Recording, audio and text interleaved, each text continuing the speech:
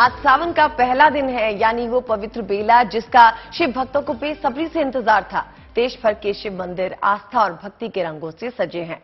बम बम भोले के जय घोष के साथ भक्त महादेव का जलाभिषेक कर रहे हैं, उनका पूजन अर्चन कर रहे हैं। आपको बता दें, वैसे तो सावन का महीना बेहद पवित्र माना गया है, लेकिन इस बार का सावन शुभ संयोग भी लेकर के आया है। ऐसा संयोग जो कि 19 साल के बाद बना है। दरअसल इस साल सावन 59 दिनों का होगा, यानी कि शिव जी की पूजा पाठ और भक्ति के लिए सावन में 2 महीने आपको मिलेंगे।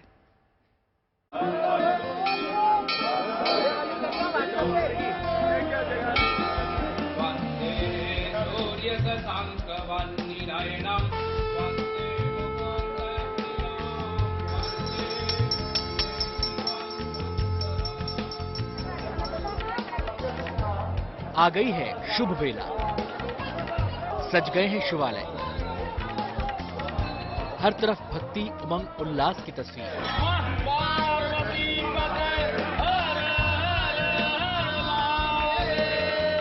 ये सावन की पहली छठा है। वो पल आ गया जिसका भोले के भक्त बेसब्री से इंतजार कर रहे थे।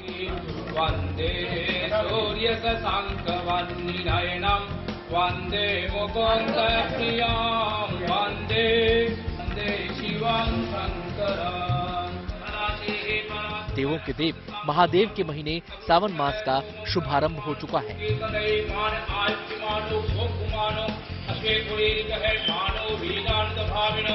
सावन की इस पवित्र बेला में जप तप और व्रत का विशेष महत्व है, लिहाजा शिव भक्ति में डूबे भक्त अपने आराध्य को प्रसन्न करने में जुटे हैं। इस बार श्रावण मास में आस्था और भक्ति का पवित्र मेला पूरे 59 दिन तक चलेगा, यानी ये रौनक अगले 2 महीने तक देश के तमाम शिव मंदिरों में यूं ही बनी रहेगी।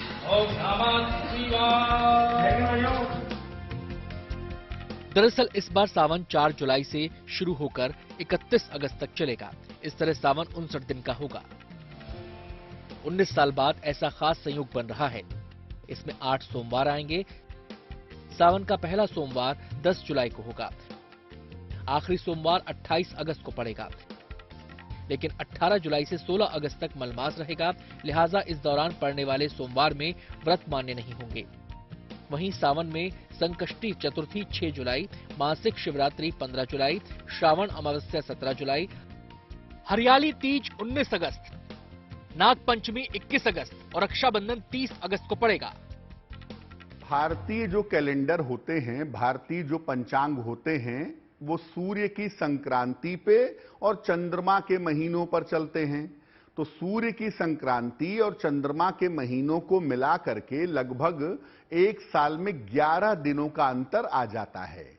ये 11 दिनों का अंतर हर तीसरे साल में 1 महीना हो जाता है, इसीलिए हर तीसरे साल में अधिक मास आ जाता है। ये जो अधिक मास है, ये गणनाओं के हिसाब से अलग अलग महीनों में पड़ता है, और इस बार गणना के हिसाब से ये अधिक मास सावन के महीने में आ रहा है। शास्त्रों के अनुसार सावन का विशेष धार्मिक आध्यात्मिक महत्व है, क्योंकि सावन का महीना शिव को बेहद प्रिय है। मान्यता है कि भगवान शिव ने समुद्र मंथन से विषपान किया था और तब विष के ताप को शांत करने के लिए इंद्र देवता ने वर्षा कर भोलेनाथ को शीतलता प्रदान की थी। सावन के महीने में भगवान शिव को जल चढ़ाने की परंपरा चली आ रही है, और सावन के महीने में ही भगवान शिव का जो कल्याणकारी स्वरूप है वो दुनिया के सामने आया। इसलिए इस महीने को भगवान शिव का महीना मानते हैं और भगवान शिव को ये महीना बहुत प्रिय है। शास्त्रों में यह भी कहा गया है कि श्रावण मास में भगवान विष्णु योग निद्रा में चले जाते हैं। इस दौरान सृष्टि के संचालन का दायित्व खुद भगवान भोले संभालते हैं, इसलिए महादेव सावन के प्रधान देवता हैं। इस विशेष काल में महादेव का जलाभिषेक विशेष फलदायी माना जाता है। यही वजह है कि सावन में शिव मंदिरों में बड़ी तादाद में भक्त पहुंचते हैं, उनका पूजन अर्चन करते हैं और अपने आराध्य के अनुकंपा और आशीर्वाद प्राप्त करते हैं। Bureau report, good news today. तो आज से शुरू हुआ सावन का पवित्र महीना पूरे 2 महीने बाद 31 अगस्त को खत्म होगा, यानी शिव भक्तों के लिए महादेव की उपासना का ये सुनहरा मौका है। देवघर से लेकर प्रयागराज तक भक्तों की भीड़ शिवालयों में लगातार उमड़ रही है। सावन भगवान शिव का सबसे प्रिय महीना है, लिहाजा भक्त पूरी आस्था और श्रद्धा के साथ इस पवित्र महीने में महादेव को प्रसन्न करने के लिए शिवालयों में बम बम भोले के जयकारे के साथ पहुंच रहे हैं।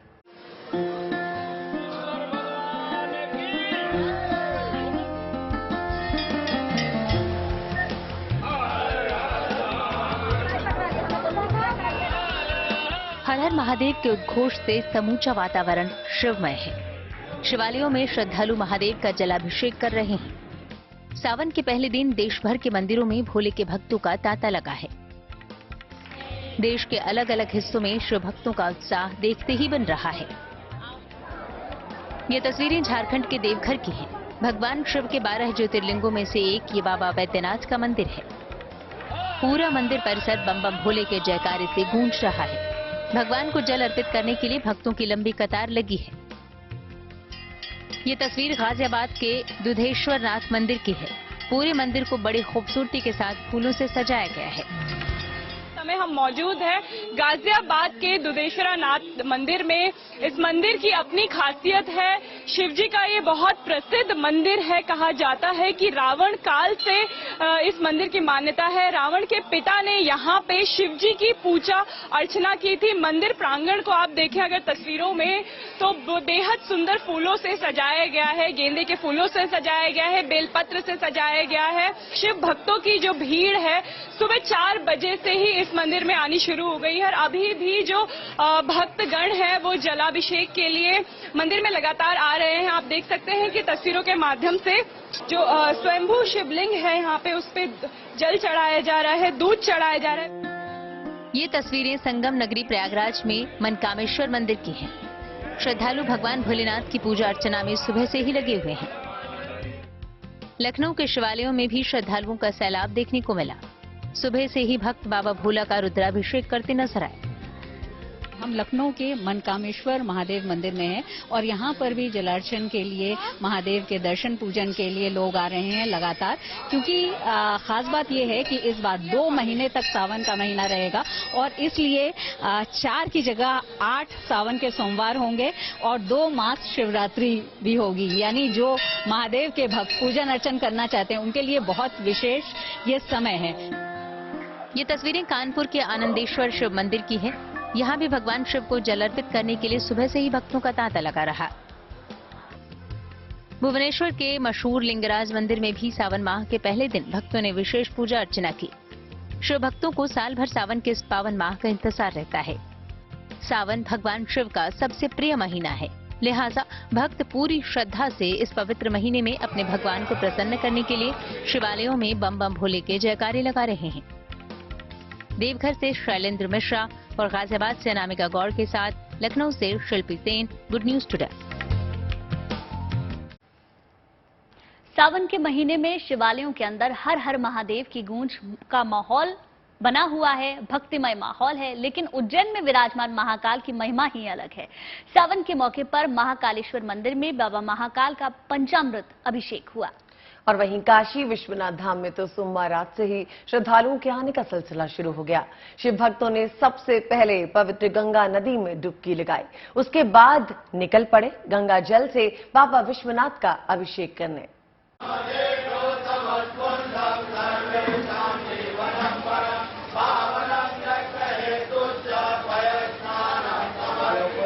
आस्था और भव्यता की जीती जागती दिव्य तस्वीर है बाबा महाकाल। सावन का पवित्र महीना शुरू हो गया। पहले दिन विधि विधान से बाबा को दूध, दही, घी, शहद और चीनी से बने पंचामृत से स्नान कराया गया।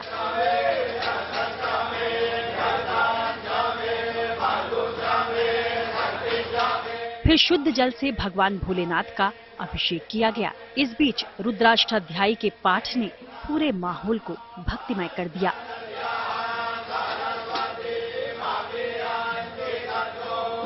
अब बारी आई बाबा महाकाल के दिव्य श्रृंगार की, तो चंदन लगाकर अक्षत फूल, दीप, धूप से उनकी पूजा अर्चना हुई।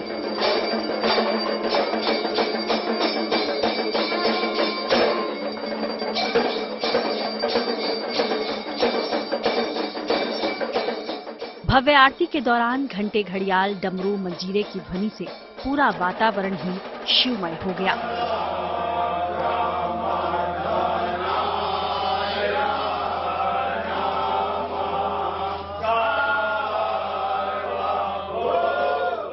आखिर में बारी आई भगवान महाकाल की भव्य भस्म आरती की, जिसे साक्षात देख भोले बाबा के भक्त आस्था और दिव्यता के इस माहौल में भाव विभोर दिखे।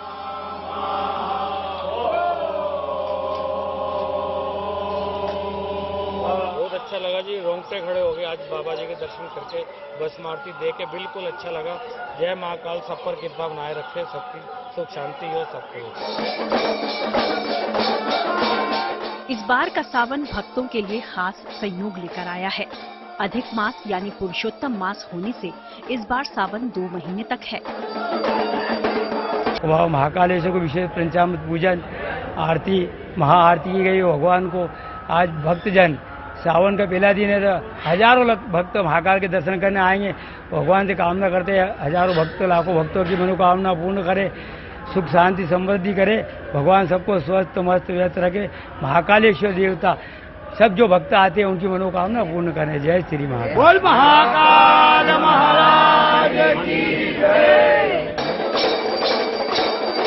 सावन के महीने की अवधि 59 दिनों की होगी, यानी 4 जुलाई से शुरू होकर 31 अगस्त तक महाकाल के मंदिर के साथ देश भर के दूसरे शिवालयों पर भी बम बम भोले के जयकारे सुनाई देते रहेंगे।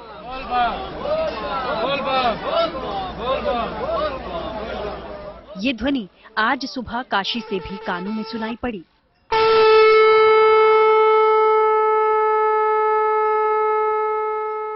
बाबा विश्वनाथ की धरती पर शंख की ध्वनि आरंभ है भोले बाबा की उस भक्ति में रमने का, जिसको कोई भी आस्थावान अपना सकता है। ऐसे ही कई श्रद्धालु काशी विश्वनाथ के दर पर आ रहे हैं। सावन में बाहर से सब आदमी आते हैं, श्रद्धालु व्यक्ति बाबा विश्वनाथ केदार जी सबको प्रणाम करता है, पानी डालता है, सबको अच्छा होता है, सब बाबा का आशीर्वाद लेके अपना अपना घर चला जाते हैं। बहुत दिव्य बाबा का दरबार बहुत अच्छा सजा था, अंदर से भी सजा था और बहुत दिव्य दरबार सजा था और बहुत भीड़ था। बहुत दर्शनार्थी लोग आए थे, जिसमें हम लोग भी आए थे। सुबह 3:30 बजे नित्य आते हैं, रोज 3:30 बजे आ जाते हैं, बाबा का स्पर्श दर्शन करते हैं और 1 से 2 घंटा बाबा का स्पर्श दर्शन होता है।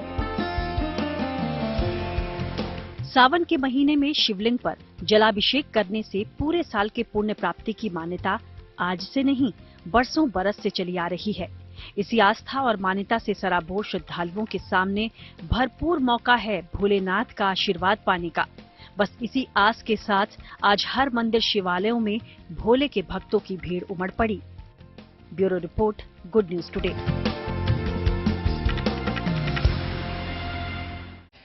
तीर्थ नगरी हरिद्वार में सावन के पहले दिन काफी रौनक देखने को मिली। यहां कावड़ मेले की शुरुआत हो चुकी है और इसी के साथ सावन के पवित्र महीने में शिव भक्तों का हरिद्वार से गंगा जल लेने का सिलसिला भी शुरू हो गया है। देश के अलग अलग हिस्सों से कावड़िए गंगा जल लेने के लिए हरिद्वार पहुंच रहे हैं। आज सुबह से ही गंगा किनारे हजारों की संख्या में भक्त पूजा अर्चना में जुटे दिखे। पूरे 2 महीने तक लगभग ऐसी तो कावड़ यात्रा की शुरुआत और ये रंग हम आपको दिखा रहे थे। आज से भक्त निकल पड़े हैं गंगा से पवित्र जल लेने के लिए और इसके बाद शिवरात्रि के दिन शिवालयों में उसी जल से जलाभिषेक किया जाएगा। अलग अलग जगहों से तस्वीरें आ रही हैं रौनक कावड़ यात्रा की। और इस बार सबसे खास बात यह है कि जो कावड़ यात्रा को लेकर साजो सामान है वो भी बाजार में अलग अलग तरीके का साजो सामान उपलब्ध है। अभी तक हम देखा करते थे कि नॉर्मली लोग नारंगी रंग की टी शर्ट पहना करते थे, लेकिन इस बार टी शर्ट पे बहुत सारे सिंबल्स है। जैसे योगी आदित्यनाथ की टी शर्ट्स बहुत फेमस हो रही हैं, प्रधानमंत्री मोदी की, यहाँ तक कि बुलडोजर वाली टी शर्ट भी बहुत चल रही है। मनीष हमारे साथ जुड़ चुके हैं। मनीष, शुरुआत आज से कावड़ यात्रा की हो चुकी है, कैसी रौनक दिख रही है?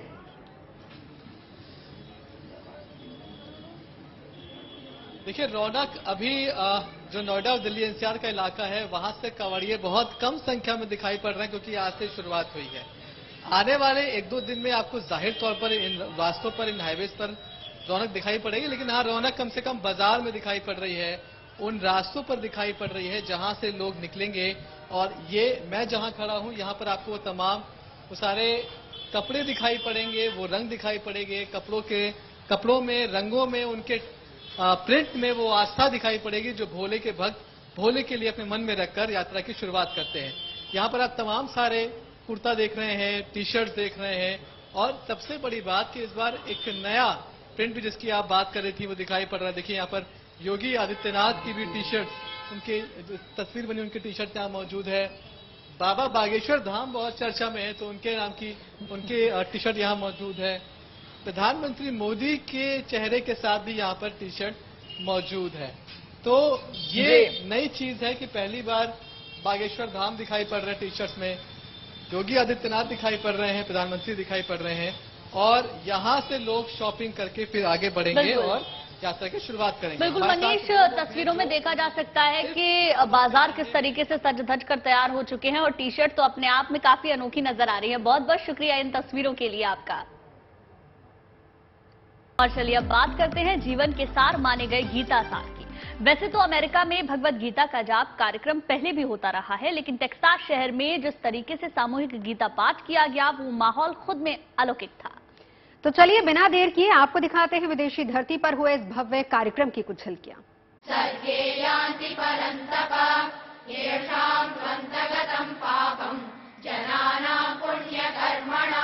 मंत्रों से गूंज उठा अमेरिका का टेक्सास।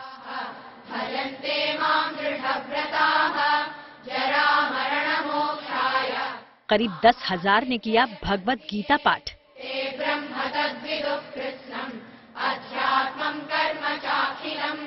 दिखी कृष्ण भक्ति की अद्भुत तस्वीर।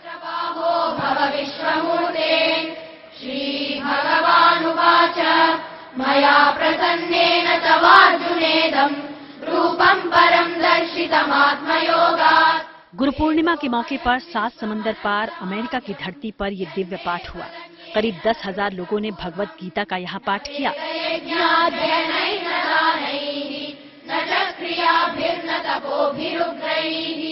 लयबद्ध होकर किया गया मंत्रों का ये पाठ कृष्ण भक्ति से सराबोर दिखा। इस कार्यक्रम को योग संगीत और SGS गीता फाउंडेशन ने आयोजित करवाया। इस दौरान विश्व प्रसिद्ध आध्यात्मिक संत पूज्य गणपति सच्चिदानंद जी भी खास तौर से इस गीता पाठ के साक्षी बने। कार्यक्रम में न केवल बड़े बुजुर्ग बल्कि बच्चे भी गीता के सार को अपने जीवन में आत्मसात करने की कोशिश करते दिखे। टेक्सास के एलन ईस्टर सेंटर में गीता पाठ करते लोगों का ये माहौल खुद में दिव्यता दर्शाता दिखा। गीता पाठ को उच्चारित करते ज्यादातर लोग भारतीय मूल के ही हैं, मगर विदेशों में भारतीय संस्कृति की ऐसी दिव्यता और भव्यता देखने लायक थी।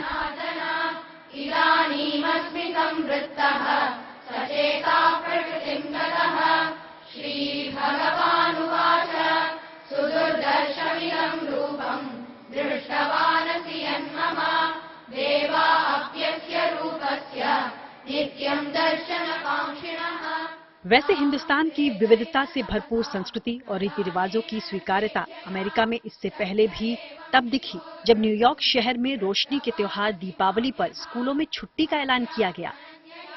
यहाँ के मेयर एरिक एडम्स ने कहा था कि इस साल से ही न्यूयॉर्क में दीपों के त्योहार दीपावली को मनाना शुरू किया जाएगा। और अब टेक्सास में गुरु पूर्णिमा के खास मौके पर जिस तरह से पूरी भव्यता के साथ सामूहिक गीता पाठ किया गया, लोग कृष्ण भक्ति रस में डूबे दिखाई दिए।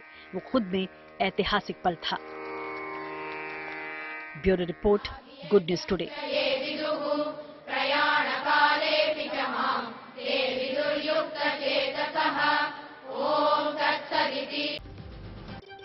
देखिए, वैसे तो आज तक आपने कई रामायण देखी भी और पढ़ी भी होगी, लेकिन आपको बता दें हर किसी ने मर्यादा पुरुषोत्तम राम की कथा को अलग अलग अंदाज में बयां किया है।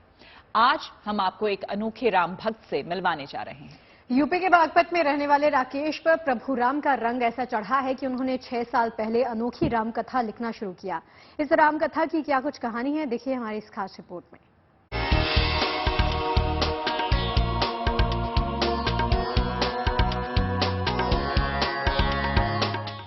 स्याही में डूबी ये कलम अपने आराध्य की महिमा का बखान कर रही है। ये राम की कहानी लिखने का अनोखा अंदाज है। यूं तो आपने आज तक कई रामायण देखी और पढ़ी होंगी।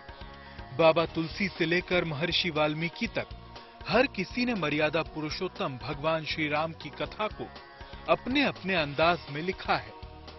आप इन तस्वीरों को देखिए, ये राम भक्त अपने आराध्य की कथा को अपने अंदाज में लिख रहे हैं।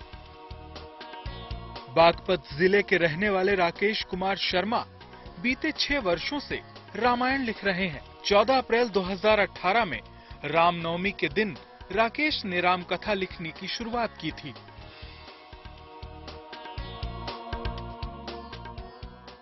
अब तक इस राम कथा के 1684 पन्ने वो लिख भी चुके हैं। इस कथा को पूरा करने के बाद राकेश की इच्छा क्या है, वो आप उन्हीं से सुनिए। मुझे अभी पता लगा था कि जनवरी में उद्घाटन होगा और योगी जी द्वारा, प्रधानमंत्री द्वारा वहाँ उद्घाटन होगा और उसी समय पे अभी मेरी तो ये पूरी होने वाली है 1-2 महीने में, और उसी जनवरी में जिस दिन भी उद्घाटन होगा मैं चाह रहा हूँ कि वहीं समर्पित करूँ। आंखों पर चश्मा और हाथों पर बिखरी झुर्रियां, पर लिखने की रफ्तार ऐसी कि हर कोई इनका मुरीद बन जाए। राकेश कुमार शर्मा अपनी हस्तलिखित रामायण अयोध्या में बन रहे भव्य राम मंदिर को समर्पित करना चाहते हैं।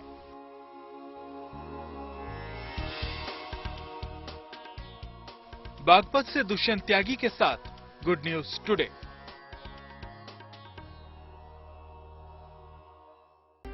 प्यार कब, किससे और कहां हो जाए कहा नहीं जा सकता। प्यार न रंग रूप, न जाति धर्म और न ही सरहदों को देखता है। ऐसा ही मामला ग्रेटर नोएडा में भी सामने आया, जहां पबजी गेम खेलते खेलते एक युवक 4 बच्चों की मां से प्यार कर बैठा।